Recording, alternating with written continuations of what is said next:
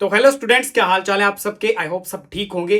तो आज हम बात करेंगे जीएनएम के बारे में, इस कोर्स के बारे में कि कौन कौन से बच्चे इस कोर्स को कर सकते हैं। जो बच्चे अभी कोर्स कर रहे हैं वो जॉब कहाँ कर सकते हैं, स्टडी कैसे आगे कंटिन्यू कर सकते हैं।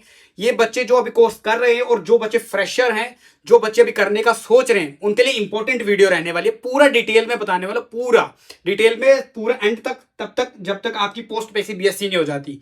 कैसे प्रोसेस है एडमिशन, कितना ड्यूरेशन टाइम है, सारा डिटेल में बताने वाला हूं। तो वीडियोस को एंड तक जरूर देखना, बहुत इंपॉर्टेंट वीडियो रहने वाली है। सबसे पहले बात करेंगे जीएनएम। जीएनएम यानी कि जनरल नर्सिंग मिडवाइफरी।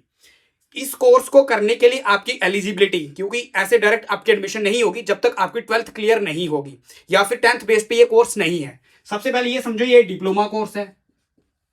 इस कोर्स को करने के बाद आप एक डिप्लोमा होल्डर बन जाते हो, यानी कि आपके पास डिप्लोमा आता है, डिग्री नहीं आएगी। दूसरा, ड्यूरेशन की बात कर तो ये कोर्स रहने वाला है 3 साल की आपका जो है कॉलेज होगा, एंड उसके बाद 6 मंथ की इंटर्नशिप, यानी कि ये कोर्स लगभग लगभग 4 साल में कंप्लीट हो जाता है। अब बहुत सारे बच्चे बोलेंगे कि नहीं, ये तो 3 साढ़े 3 साल में कंप्लीट हो जाता है, बट आपको डिप्लोमा, आपका रजिस्ट्रेशन जब तक आपके हाथ में आता तब तक आपको 4 साल लग ही जाते हैं। तो ये था इसका ड्यूरेशन, डिप्लोमा कोर्स है। अब एडमिशन प्रोसेस की बात करूं तो मैंने आपको पहले बताया, ये जो कोर्स है 12th क्लियर करने के बाद आप इसको कर सकते हो। अगर आपको नर्सिंग में अपना फ्यूचर बनाना है तो आपकी 12th क्लियर होनी चाहिए, मिनिमम मार्क्स आपके 45% से ऊपर होने चाहिए।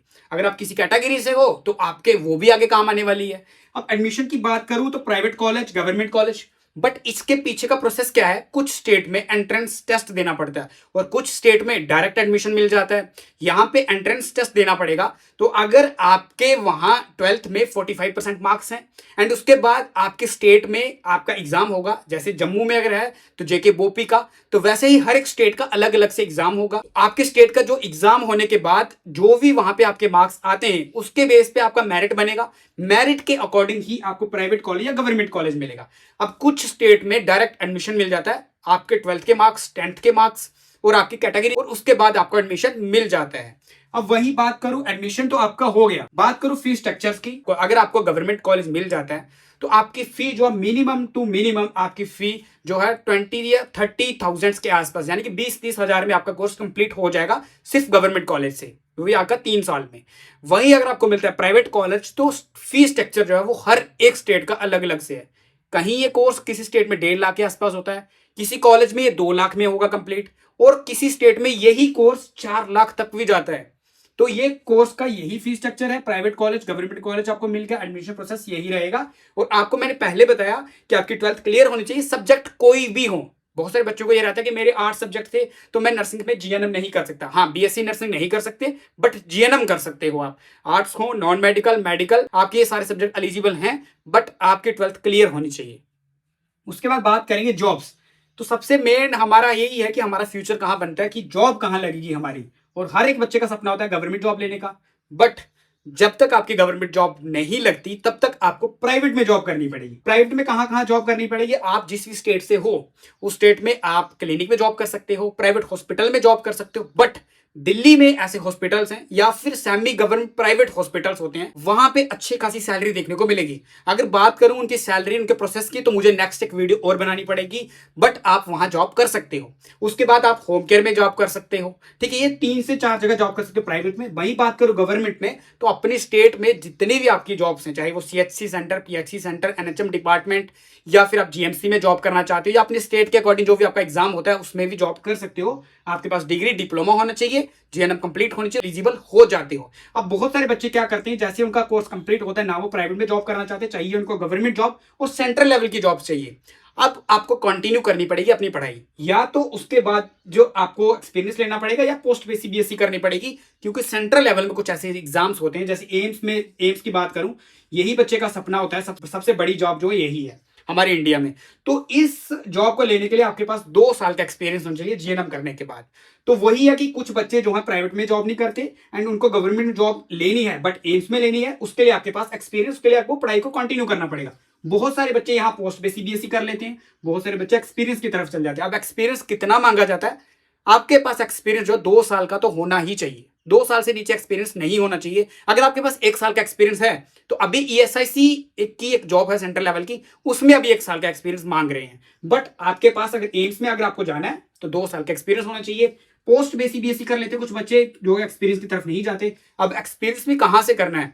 अगर किसी प्राइवेट हॉस्पिटल से कर रहे हो तो वो 200 बेडेड हॉस्पिटल से ऊपर होना चाहिए। अगर किसी गवर्नमेंट जो हॉस्पिटल से कर रहे हो तो 50 बेडेड हॉस्पिटल से ऊपर वो हॉस्पिटल होना चाहिए, वहां का एक्सपीरियंस वैलिड होता है। तो जो एक्सपीरियंस नहीं करते वो पोस्ट पे सीबीएसई की तरफ जाते हैं। अब इसके ऊपर पूरा प्रोसेस है आगे, इसका एडमिशन पूरा सेम ऐसे ही आपका एडमिशन प्रोसेस होने वाला है, बट उसके लिए नेक्स्ट वीडियोस बनानी पड़ी, वीडियो बहुत लंबी हो जाएगी। तो यहाँ पे पोस्ट पे सीबीएसई करने के बाद आपके पास बहुत सारे ऑप्शंस, टीचिंग की तरफ जा सकते हो, उसके बाद हर एक एग्जाम्स के लिए एलिजिबल हो जाते हो और बहुत ज्यादा डीपली सीख जाते हो। क्योंकि जीएनएम में 3 साल लगा ली, यहाँ पे 2 साल और लगाओगे, 5 साल टोटल मिला के 6 साल, 1 साल की आपने प्रिपरेशन की तो 7 साल में आप किसी भी जॉब को ले सकते हो। फिर चाहे एम्स हो तो चाहे वो फॉरेन में आपको कहीं जॉब करनी है तो उसके बाद फॉरेन का प्रोसेस भी है। तो ये था ओवरव्यू पूरा जीएनएम का। जीएनएम डिप्लोमा कोर्स है, ड्यूरेशन 3 साल, 6 मंथ की इंटर्नशिप, 4 साल में कंप्लीट जैसे आपके रजिस्ट्रेशन और डिप्लोमा आपके हाथ में आता है। Admission process private government college, fees structure बता दिया, जॉब प्राइवेट में गवर्नमेंट में नहीं करोगे तो आगे स्टडी को कंटिन्यू करो, पोस्ट बीएससी करो, एक्सपीरियंस कर लो। तो ये था पूरा ओवरव्यू इसका। अब मुझे कमेंट सेक्शन में जरूर बताना कि आपको क्या डाउट है और क्या पूछना है, वो मुझे बता सकते हो। मेरे इंस्टाग्राम हैंडल पे भी जा सकते हो, वहां पे जाके आप मेरे को क्वेश्चन कर सकते हो, टेलीग्राम पे जाके कर सकते हो। बट आपको अगर इसके रिलेटेड कुछ और पूछना है कमेंट सेक्शन में जरूर बताना। और नेक्स्ट वीडियोस में मैं आपको बताऊंगा कि जो प्राइवेट में जॉब होती है, जो प्राइवेट हॉस्पिटल्स हैं, वहां पे बहुत अच्छी खासी सैलरी देखने को मिलती है जितनी कि गवर्नमेंट सेक्टर में देखने को मिलती है।